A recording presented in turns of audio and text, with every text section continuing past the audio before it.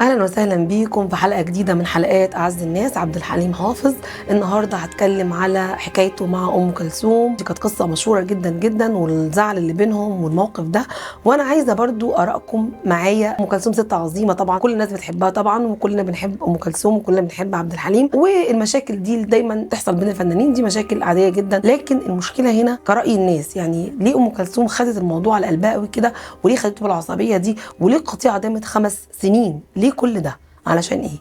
ده اللي انا هتكلم فيه معاكم في الفيديو هنا. مشكله ام كلثوم مع عبد الحليم كانت في اواخر الخمسينات كده. كان عبد الحليم سالوه في رايه في الاذاعه عن اغنيه لام كلثوم كانت عاملاها جديده يعني. فقال عبد الحليم انها الاغنيه مش من مستواها، الدنيا قامت وما عادتش، وازاي عبد الحليم يقول على اغنيه مش من مستواها. فراحت ام كلثوم غضبت جدا وزعلت، وطبعا عارفه ان هو تلميذ عبد الوهاب، فراحت للفنان عبد الوهاب قالت له لم تلميذك وشوفوا بيقول ايه عليا. فاتصل عبد الوهاب بعبد الحليم يساله انت عملت ايه اللي عملته؟ ليه الست غضبانه منك كده؟ قال له انا ما عملتش حاجه. قال له لا شوف انت عملت ايه. قال له لا ولا حاجه، انا سالوني قالوا لي ايه رايك في الاغنيه الاخيره لام كلثوم، قلت لهم انها دون مستوى ام كلثوم بس. ولما عرف عبد الوهاب بالموضوع ده طبعا زعل جدا، وقال لعبد الحليم لازم تعتذر للست. عبد الحليم قال له انا ما غلطتش عشان اعتذر. فالوقت ده اتمنعت اغاني عبد الحليم من الراديو كلها، وكانت ام كلثوم زعلها شديد جدا وغضبها شديد جدا. وفي الاخر عبد الوهاب قال له يا عبد الحليم اعتذر، لان الموضوع كده كبر قوي ولازم تعتذر. المهم عبد الحليم اعتذر لام كلثوم لانه حس ان هو اغضبها، او الكلمه دي زعلته. ماشي، عندها حق، كلمه الاغنيه دي مستواها يجوز تزعل.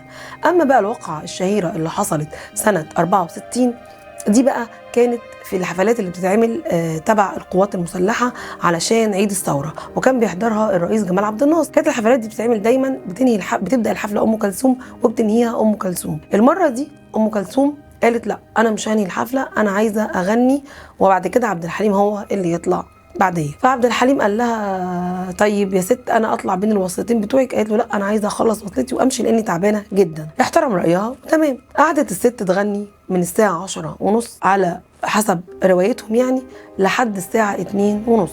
طبعا عبد الحليم غضب جدا وزعل قوي، وقال لي طب انا هغني ازاي والرئيس هيقعد ده كله يستناني لما اغني؟ يعني هي طولت جدا. فلما دخل على المسرح قبل ما يبدا طبعا هو كان خايف وقلبه يعني بيحدثه كده ان الرئيس هيمشي، وهو همه طبعا ان الرئيس يسمعه والجمهور يسمعه طبعا. فراح قال ايه، هقول لكم حاجه كده قبل ما اغني، دي كلمه مش غنى. انا عايزه اقول لكم حاجه، ان هو جرأة كبيره جدا ان انا اغني، ان اي حد يغني بعد الست، خاصه بعد ما غنت اغنيتها الشهيره المحبوبه انت عمري. فده يعني شرف كبير ان الواحد يغني بعد ست ام كلثوم. ومش عارف ليه استاذ عبد الوهاب والسيده ام كلثوم اصروا اني اغني بعد الست، لان ده يعني عايز اقول لهم ان دي حاجه صعبه، يعني مين هيسمعني بعد ام كلثوم؟ فانا مش عارف حقيقه هو شرف ولا مقلب.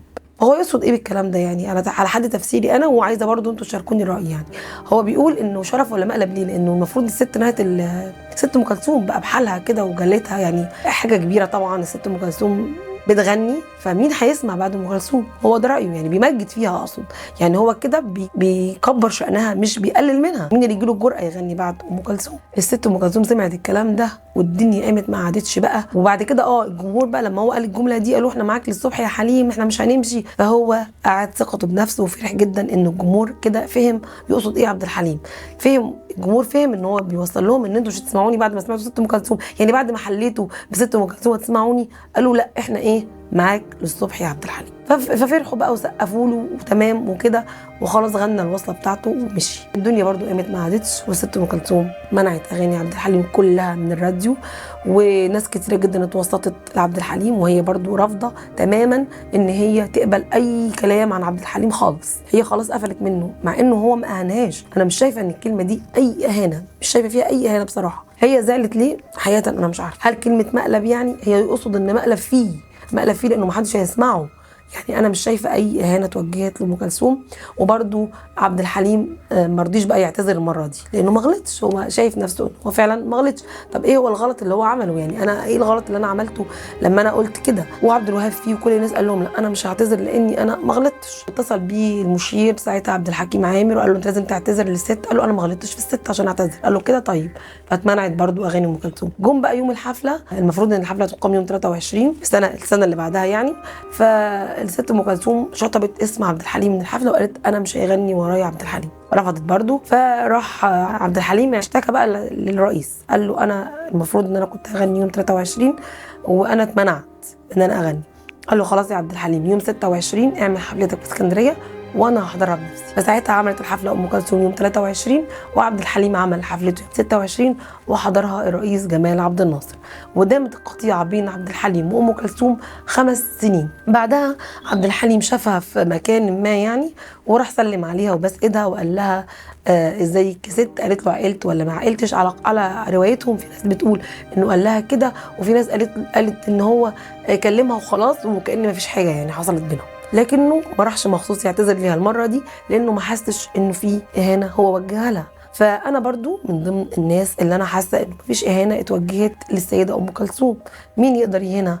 ده بعد رحيلها عبد الحليم اتسال وقالوا له مين في رايك مين يجي بعد ام كلثوم او مين يقدر يحل محل ام كلثوم؟